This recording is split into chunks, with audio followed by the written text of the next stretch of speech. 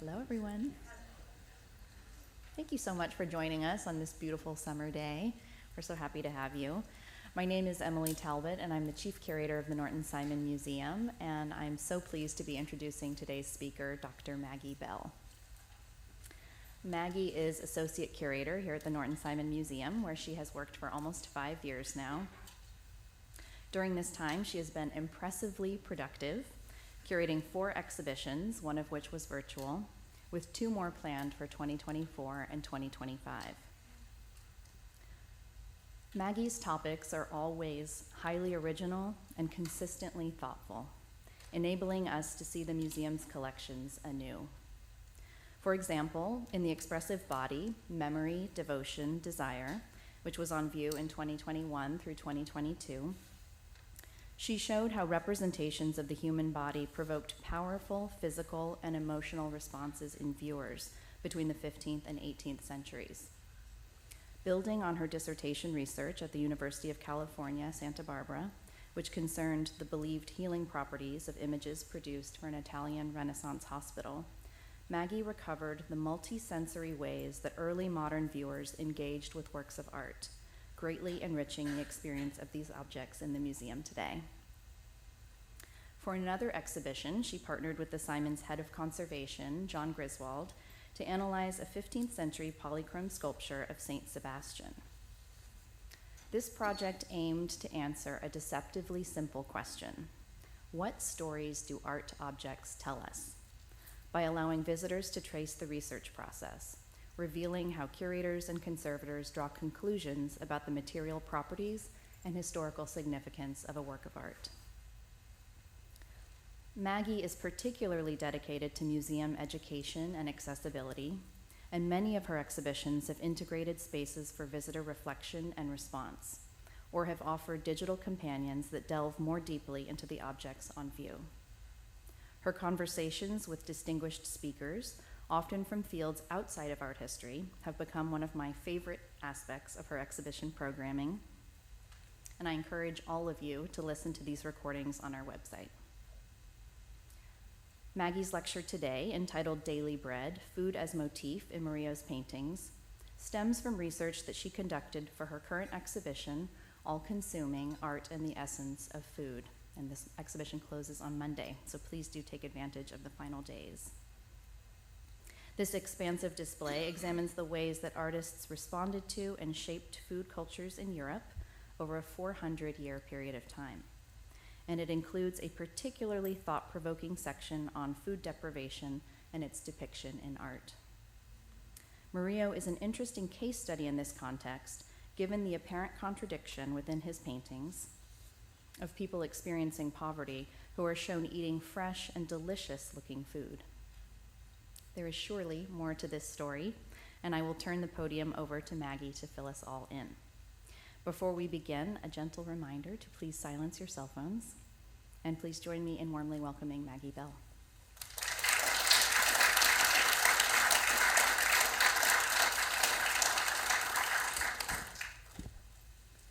Thank you, Emily, for that very kind introduction, and thank you all for joining us this afternoon. I see some familiar faces, so I'm particularly grateful for you all to come again this evening.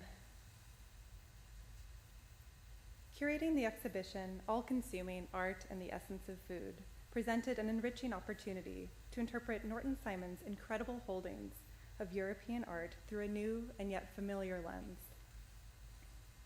Food carries a variety of meaning for all of us, and in a sense is the foundation of the museum's collections.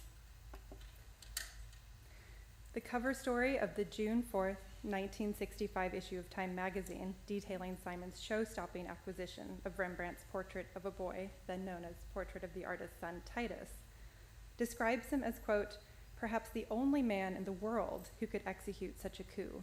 As head of California's rapidly expanding Hunt Food and Industries Incorporated, Norton Simon has leapt from ketchup to culture by assembling an assortment of food that ranks among the U.S.'s most impressive private collections. As I've said many times, when I started working on this project, I felt like a bit of an imposter. I love to eat, but I am not a cook, and I had this worry that if I did an exhibition on food, I would be asked to recite a recipe on the spot, which I cannot do. But now I see that this kind of ambivalent relationship with food was liberating in developing the themes for all consuming. Food is not always easy. It can be joyful and it can be fraught. It can be abundant and it can be scarce. It can be a source of comfort or of anxiety. The three sections in the exhibition, hunger, excess, and sustenance, explore a range of relationships with food and how art has shaped these relationships across 4 centuries in Europe. Today, I will delve into one of the more challenging questions of the exhibition. How can an artist depict the sensation of hunger, which does not always have visual cues? How has art shaped historical attitudes towards hunger and those who experience it? My lecture will center on the work of one artist, Bartolomé-Esteban Murillo, for whom food and its absence were recurrent themes.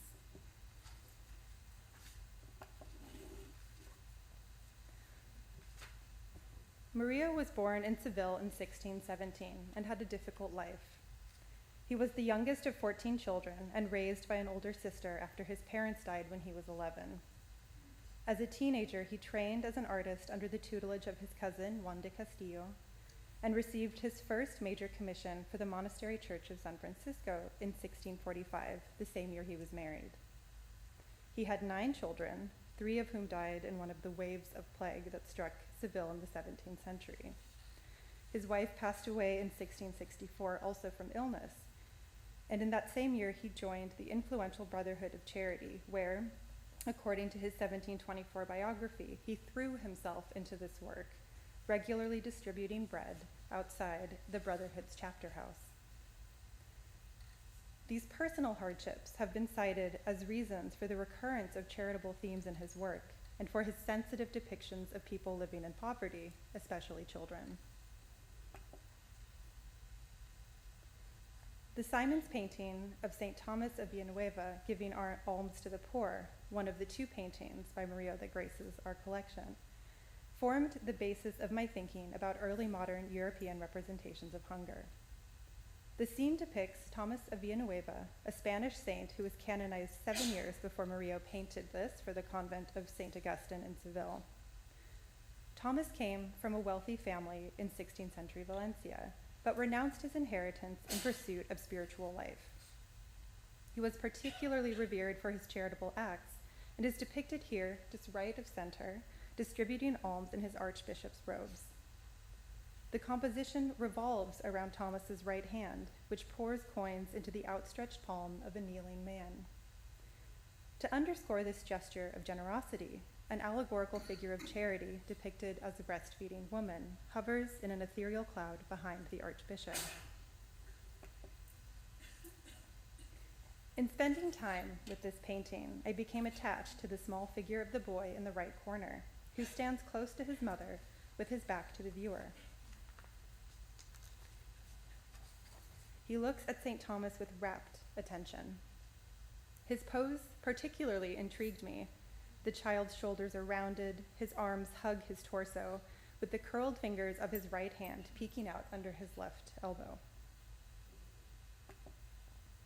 In early modern European art, arms folded across the body, and specifically the chest, could mean a few things. The gesture might indicate devotion and humility, as performed by the kneeling figure in Francisco de Zurbarán's Adoration of the Shepherd, who gazes reverently down at the infant Jesus. Crossed arms could also mean supplication and gratitude, as depicted in this rather gruesome vignette of a man being treated at the charitable hospital of Santa Maria della Scala in Siena, subject of my dissertation, so I had to throw that in there, who looks towards his healers with a loaded expression, perhaps one of pleading or gratitude or both.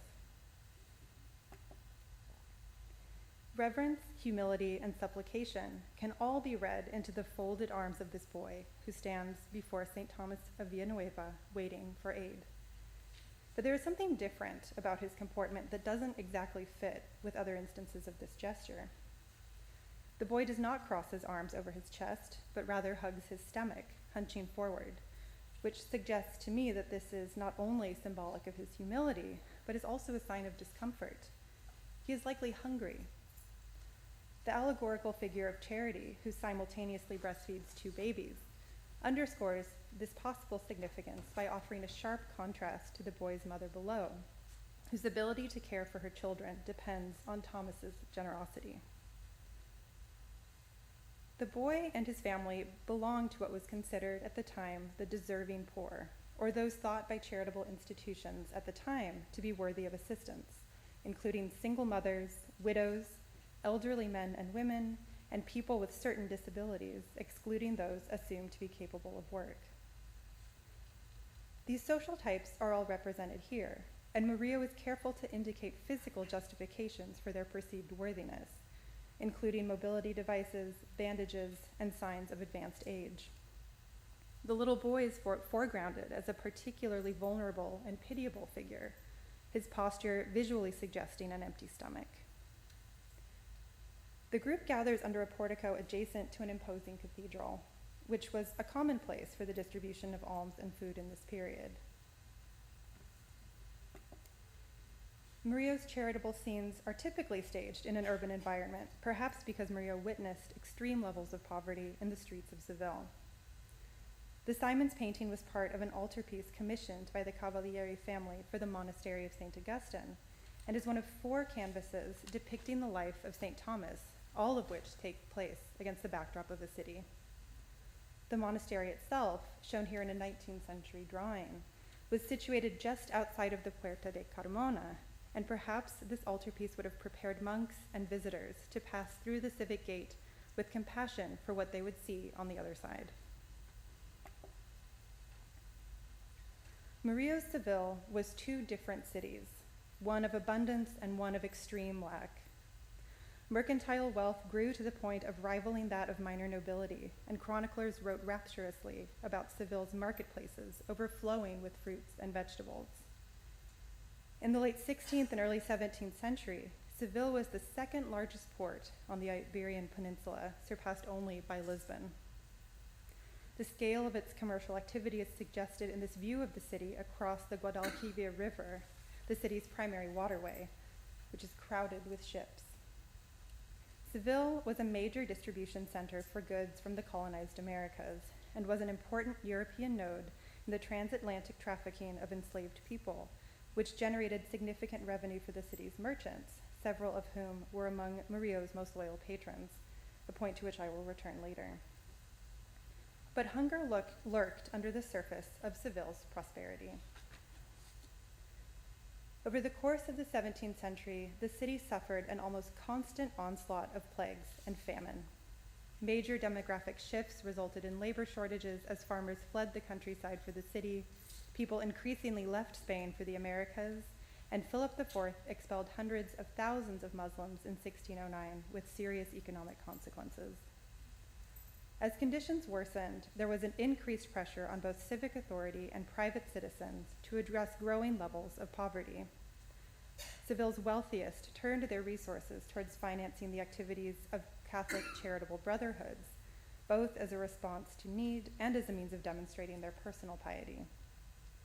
These funds were directed towards distributing food and alms, as well as decorating the brotherhood's chapter houses, often with Murillo's paintings.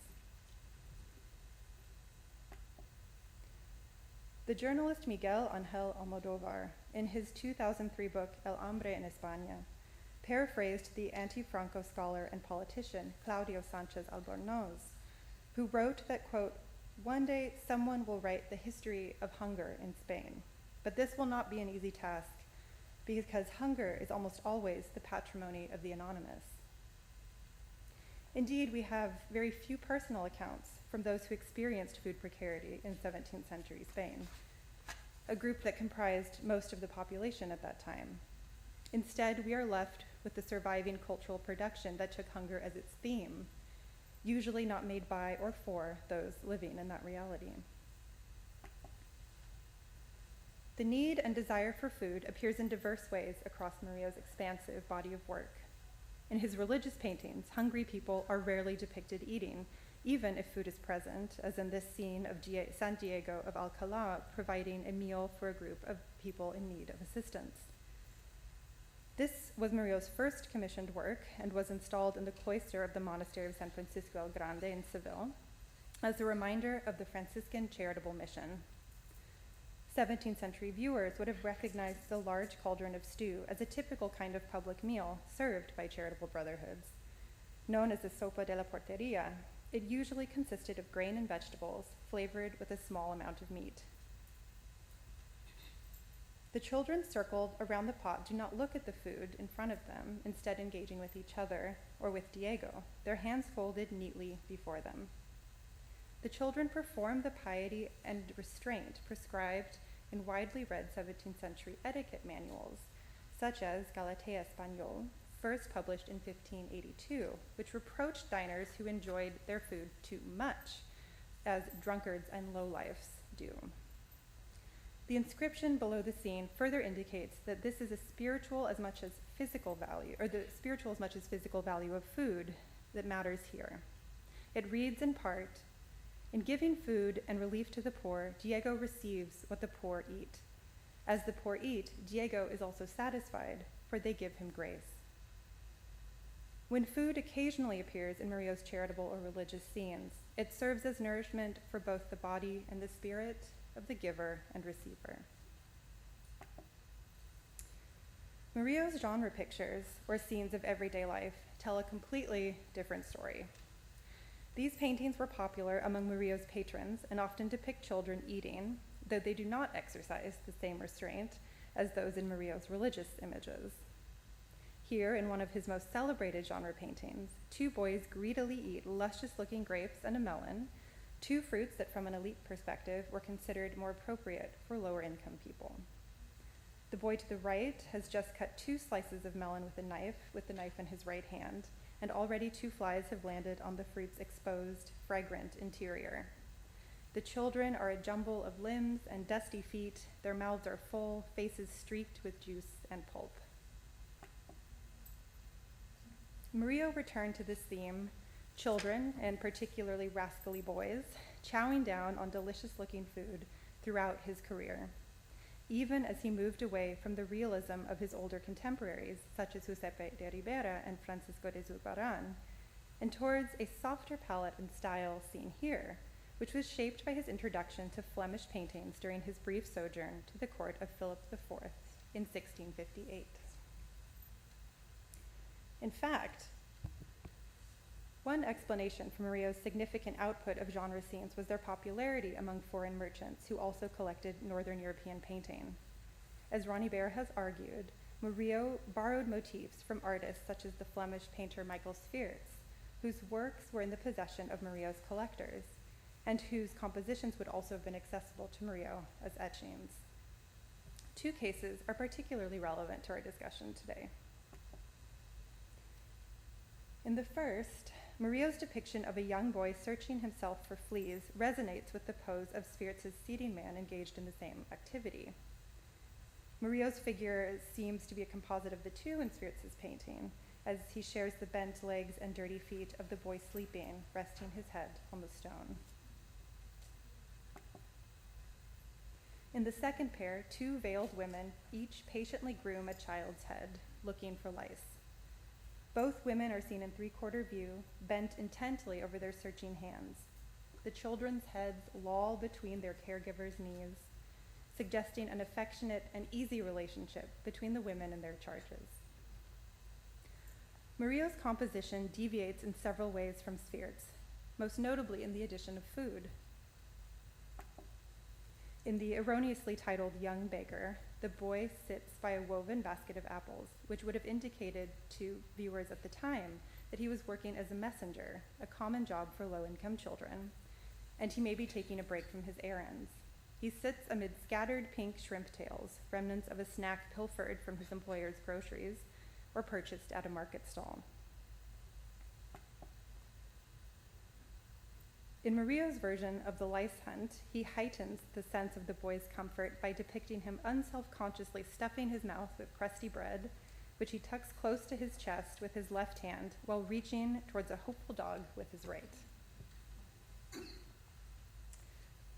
So why is food such a consistent presence in Murillo's work? In some ways, Murillo's explorations of the edible were not unusual in his artistic milieu. There was a strong still life tradition in 17th century Spain as private wealth increased and patronage of the arts expanded beyond religious institutions, encouraging secular subject matter. Spanish artists were exposed to Dutch and Flemish paintings that took everyday objects as their subjects and began to push themselves to new levels of realism, developing a distinctively stark, naturalistic style. Murillo's Seville was home to two pioneering still life painters, Diego Velázquez and Francisco de Zurbarán. As we know, the Norton Simon Museum houses one of the most celebrated of these paintings, Zurbarán's still life with lemons, oranges, and a rose of 1633, which, at the time of its acquisition, broke auction records and frustrated more than a few European collectors. It is clear that Murillo was aware of his compatriots' approaches to depicting fruits and vegetables, if not drawing directly from them. The sliced yellow melon enjoyed by Murillo's fruit eaters is similar to the one on the well-appointed table painted by Juan van der Hamen. Both Murillo and van der Hamen give us a full sense of these appealing melons, including their exterior textures, the thickness of their rinds, the color of their flesh, and the form and number of their seeds. The three curled shrimp strewn around the knees of the boy searching for fleas echo those scattered at the corner of a table laden with seafood in this still life by Francisco Barranco, painted around the same time. Murillo occasionally incorporated still life elements into his religious painting, as in this impressive depiction of St. Francis in the Angel's Kitchen. This painting was part of a larger cycle he completed for the Monastery of San Francisco, celebrating the miracles of the Franciscan saints, and was done early in his career when he adhered closely to Zurbarán's style. In the right foreground, two helpful putti sort through a pile of vegetables, including long melons, called calabash, smaller squashes, as well as tomatoes and red peppers, which were relatively new imports from the Americas. And interestingly, the calabash are also in the Snyder's still life, so keep an eye out for those if you visit the exhibition. The arrangement in both subject and composition is strikingly similar to this still life by Zurbarán. I don't wish to put too fine a point on the idea that Murillo would have seen these specific works, though it is certainly tempting to imagine it. Rather, it's clear that Murillo is part of a broader practice among 17th century Spanish and particularly Sevillan painters who embraced food as an artistically challenging subject and one that appealed to a growing contingent of newly moneyed collectors. The abundant tables of these still life paintings tell a different story to that of the food precarity experienced by the majority of Seville's inhabitants in the 17th century. Plagues, famine, and major economic shifts contributed to a chronic societal hunger that became the subject of another Spanish cultural phenomenon, the picaresque novel. These stories tend to center on the misadventures of the pícaro, usually a boy or a young man who uses his wits to navigate a difficult life shaped by poverty. Often, the plot is motivated by the protagonist's drive to find food. The first known example of picaresque literature was the novel entitled Lazarillo de Tormes and His Fortunes and Adversities, originally published in 1554 and shown here in a later edition published in Paris. It begins, like so many of these stories, with Lazarillo as an orphaned child looking for a home. He bounces from one employer to another, running errands or working in kitchens, always under brutal conditions.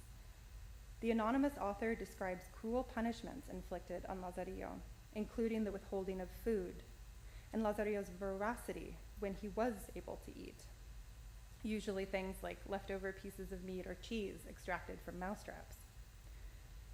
Dismal morsels like these were critically charged elements in picaresque novels, throwing into visceral relief the extreme wealth gap and unequal distribution of resources in early modern Spain.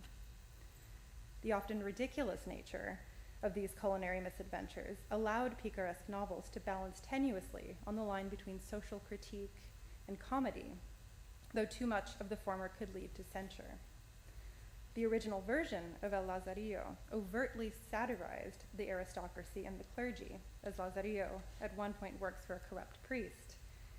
And so it became one of the first non-fictional books banned under the Inquisition in 1559. Despite, or perhaps because of their transgressive content, picaresque novels were popular in Spain, which saw a rising literacy rate, at least among the wealthy, due to an expanding number of universities. These books were not written for the people they portrayed to the point of caricature, but the widespread appetite for the genre, even among the elite, caused some anxiety in the ranks of established sources of power. The veteran culinary historian Ken Albala has written that, quote, food carries particular weight in periods of uncertainty. Between Seville's booming wealth and desperate hunger, luscious still lifes, and picaresque novels, we might ask, what weight does food carry in Murillo's paintings? How did he engage with these modes of representing food as something appealing, elusive, and essential? And what, if anything, is he doing differently? Murillo was certainly not the first artist to incorporate edible elements into scenes of everyday life. His predecessor, Diego Velázquez, painted bodegones, derived from the word bodega, to mean genre scenes centered on food, particularly in a kitchen or tavern. However, Velázquez's figures engage with food in a more restrained, even detached way than do Murillo's. Here, the boy entering the dark kitchen is returning from an errand, the lightly blemished melon tied neatly with a string to make it easier to carry. He looks sideways out of the frame, and the woman frying an egg in a ceramic pot stares straight ahead in sharp profile. Compare this to Murillo's exuberant melon eaters, who lock eyes as they devour a fruit that never reached its intended destination. A significant difference, I think, between Murillo's genre scenes and paintings like Velázquez's bodegones is that Murillo privileges the act of eating, often dropping the viewer into the feast mid-bite. Here, a child munches on a hunk of bread while two boys play a game of dice. Similar to picaresque novels, Murillo's young protagonists are hungry, though this is referenced obliquely in his paintings. He depicts the satisfaction of hunger rather than the difficult conditions caused by a scarcity of food, focusing instead on the types of voracious bites and stuffed cheeks that poor Lazarillo enjoys when he finally does eat. The things that Murillo's children eat aren't terrible either. Instead of rancid meat and remnants of cheese, these boys consume simple but good meals of crusty bread and juicy fruit rendered with tantalizing precision. Murillo represents a version of the picaresque figure, but one that is not subjugated to a cruel employer, instead creating a fantasy of unsupervised freedom and self-sufficiency. In playing with the language of Northern European genre paintings and Spanish still lifes, Murillo makes the theme of the picaresque novel palatable to the very people targeted by these works of satire.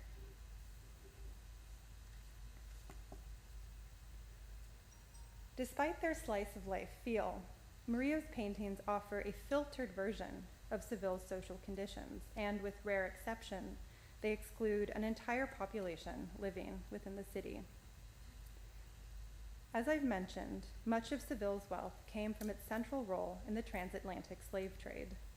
Spanish involvement was the most significant of any European nation, and between 1492 and 1407, Spain captured and enslaved 15.4 million people from present-day Angola, Guinea-Bissau, Guinea, Senegal, Gambia, Mali, and Burkina Faso.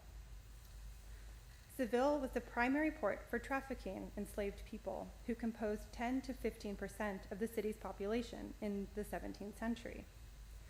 Murillo himself owned 6 enslaved people, though we only know of 2 names, Juana de Santiago and her son Tomas, who was freed in 1676 at the age of 20.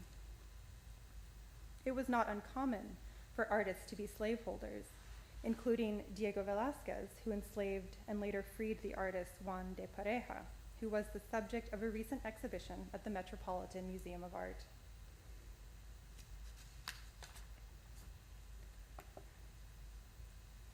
It is with this context in mind that I turn to one of Murillo's most complicated paintings, depicting an interaction between three boys, now in the Dulwich Picture Gallery.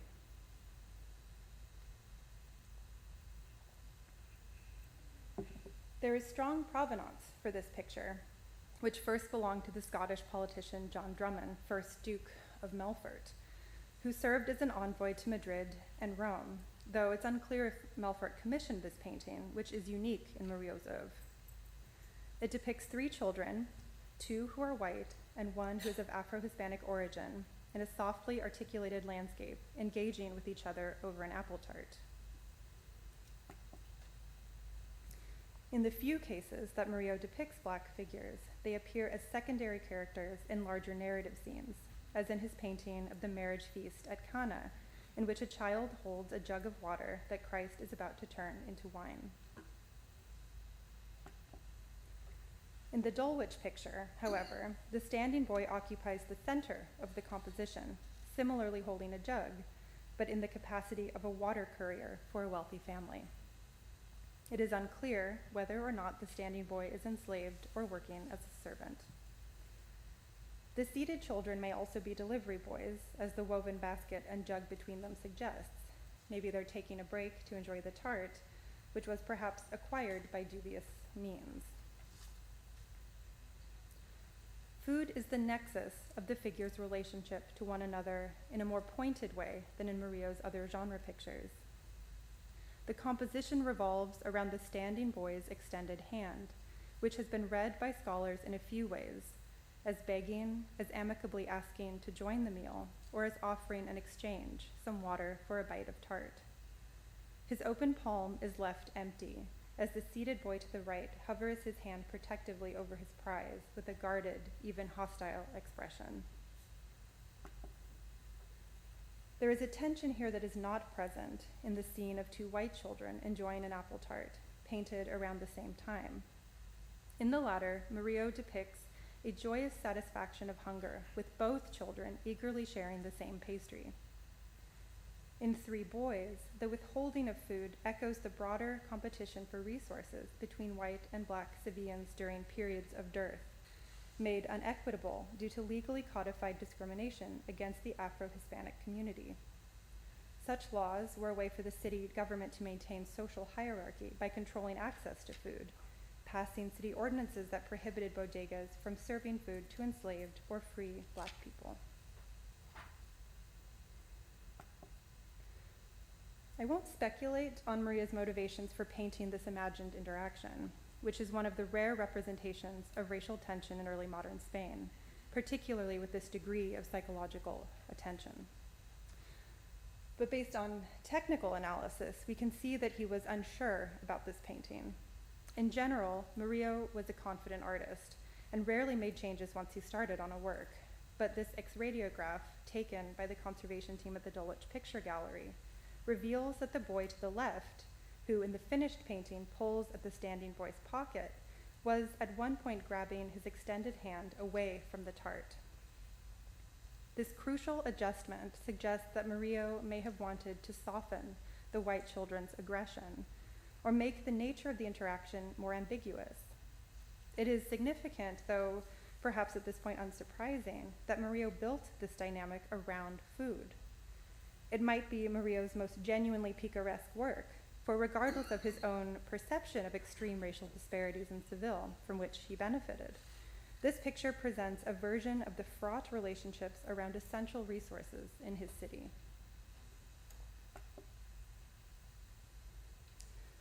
So, what can we say about this child standing at the feet of St. Thomas of Villanueva?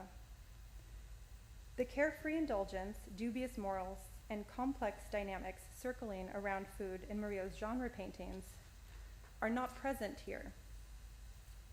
This boy is of a similar station to the children inhaling tarts and melons, dressed in the same short trousers and loose shirt, but his hunger is shown differently.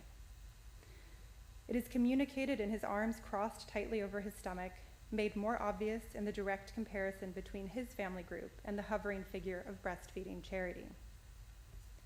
The clarity of his need was meant to inspire compassion and direct action on the part of the viewers, especially members of elite charitable brotherhoods who prepared weekly meals and distributed bread. And he really is such a small figure. He just occupies one corner of this massive altarpiece, but he is not insignificant. It is his smallness that makes his vulnerability palpable. But it is also important to note that this painting occupied the lowest register of this altarpiece, making this figure visually accessible to original viewers. Symbolically speaking, Murillo situated this little hunched boy close to the altar's tabernacle, a niche which houses the host, which is believed to be Christ's body in the form of bread, underscoring the sanctity of self-sacrifice for the nourishment of others. 17th century viewers would have been familiar with the metaphorical connection between Christ offering his body as bread and the charitable act of giving, which Murillo makes explicit in this altarpiece, depicting the infant Jesus distributing buns and donuts to the residents of the Hospital de los Venerables, which offered housing and care for retired clerics.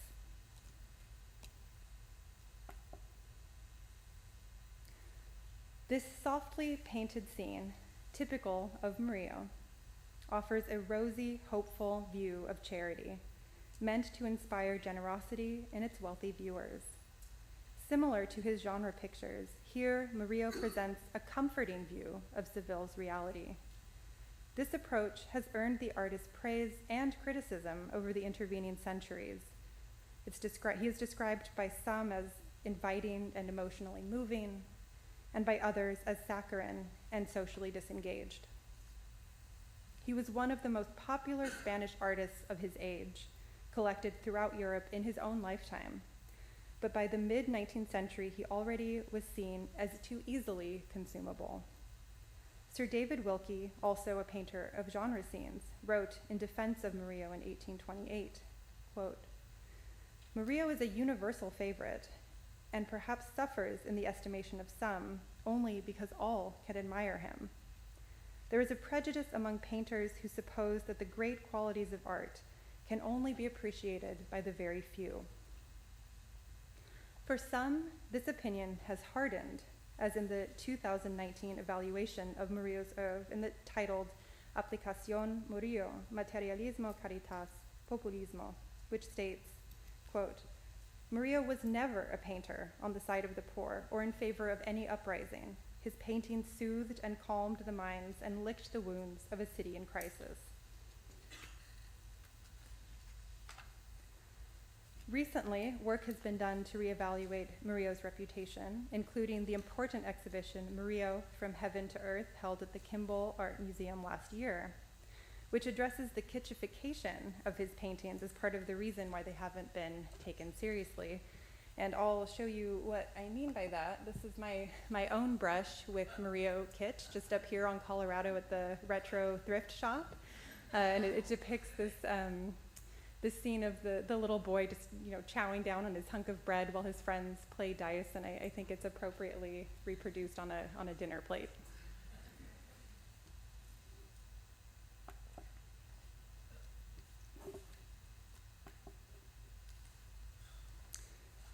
We have to remember, though, that these works weren't originally intended for the masses, and in general, they were only accessible to the very few.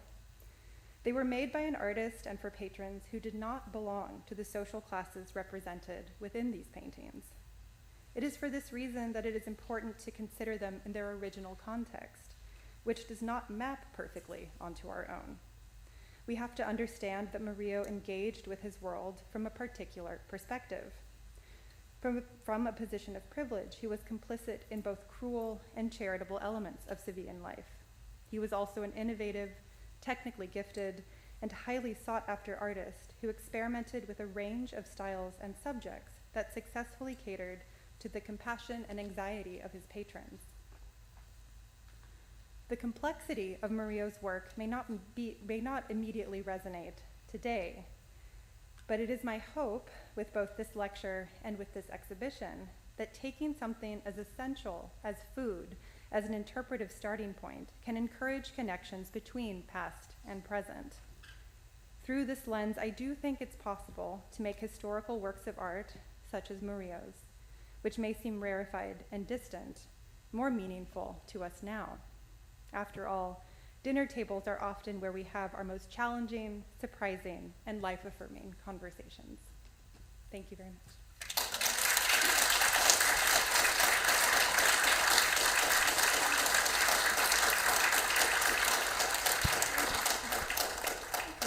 Maggie, that was really moving. I think Maggie is happy to answer questions if anybody has them, so we'll raise the lights a little bit and a microphone will come around. If you're interested in asking a question, please raise your hand high and it will come right to you.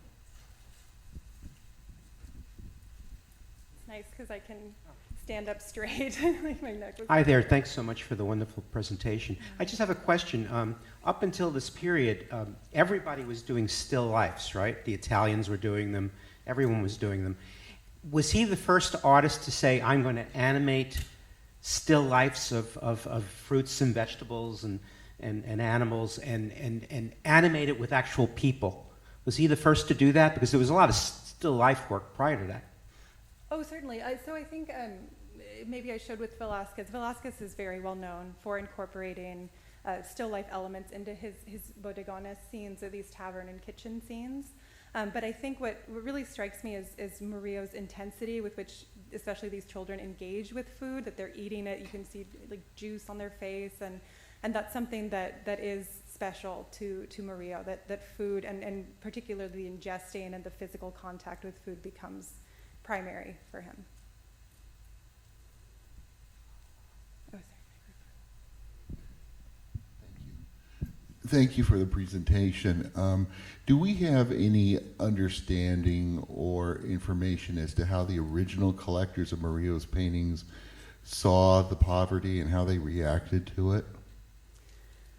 I think a good indication of that is the level to which so many members of Murillo's group of patrons were participants in charitable brotherhoods, and I mean I think it was seen as an obligation, but it's tricky in this period because while there may have been felt an obligation on the part of wealthy people to help the poor, there was also this sense that social classes were what they were, and there was a sort of symbiotic relationship between the wealthy and the poor, and this is particularly from an elite perspective, that they needed the poor to be charitable towards so that they in turn could earn a spot in heaven. So there is an inherent virtue in being poor that is then shared with the wealthy once in this kind of exchange or in this kind of generosity.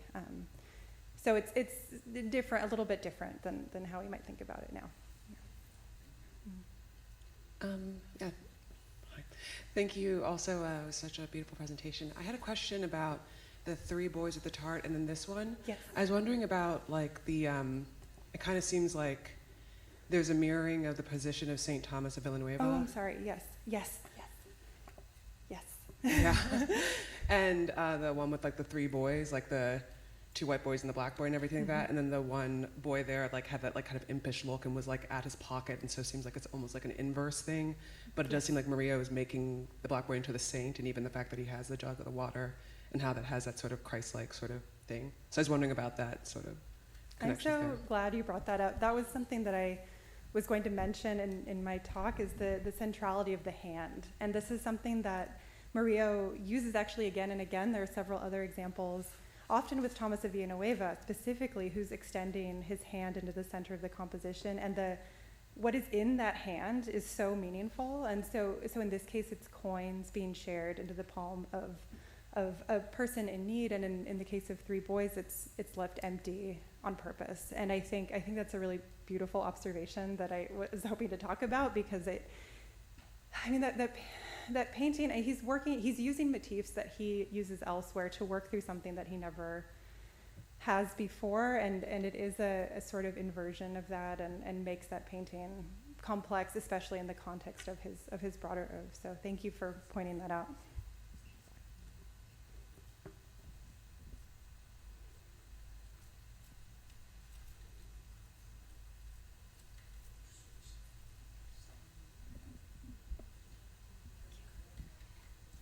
Along the same lines in the comparison of those two paintings, the triangulation of the structure is powerful, and the position of the black boy and of the saint here. I did not see a triangulation composition similar in the other things you showed. Would this all be considered rare a little bit for him as well? I think you both have brought up really important points. Like, if you think about the compositional strategies of the genre paintings, they're sort of jumbly, right? You don't have this kind of power in the central figure. So he is appropriating his religious strategies into this genre painting, and I think that is exactly why it gives us more to think about. It carries a weight that his other genre paintings don't. And I think that's a really great observation, that it's not only the subject matter, but how these figures are arranged in relationship to each other. Thank you.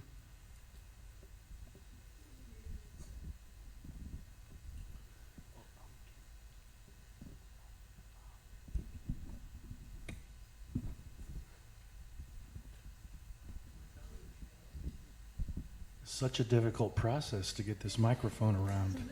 Thank you so much for the beautiful talk.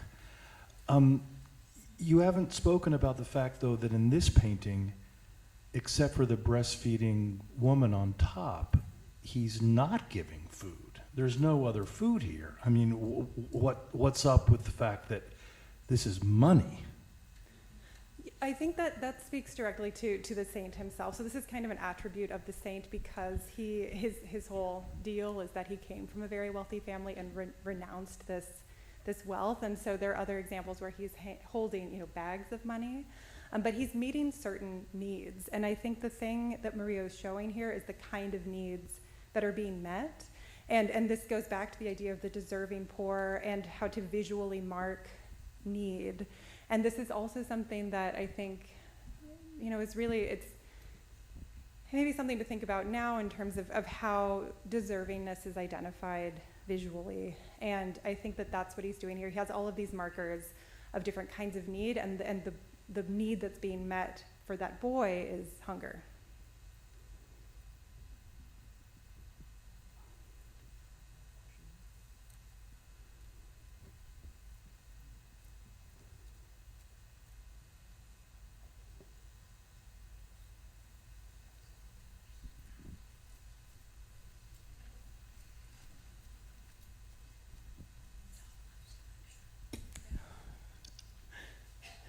I'll speak on behalf of my dog. It seems like the Spanish cinematographer has this great obsession with food. And I was thinking about the movie of The Labyrinth of Passion. It was all about food. It was crazy, but it was so intense, and yeah. Truly, truly Spanish. Thank you. I think that is a great point. And I will also point to the not as fun movie, The Platform, which is a movie about food deprivation across social classes. It is a heavy film, so I forewarn you, but it is very Spanish, and is very much about these issues of who has access to food and who doesn't.